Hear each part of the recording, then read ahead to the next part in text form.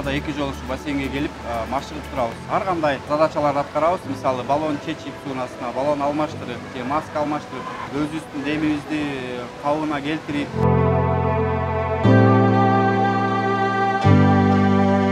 Кыргыз Республикасынын Өзү Кырдаалдар министринин алдындагы суучулдар кызматынын суучул куткаруучулары Ала Тоо бассейни менен келишим түзүлүп, бир жуманын ичинде 2 жолу практикалык машыгууларды өткөзүп турабыз. Куткаруучу суучулдар суунун алдындагы куткаруу иш-чараларын жана техникалык иш-чараларды жүргүзүү боюнча опуттарын жогорулатууда.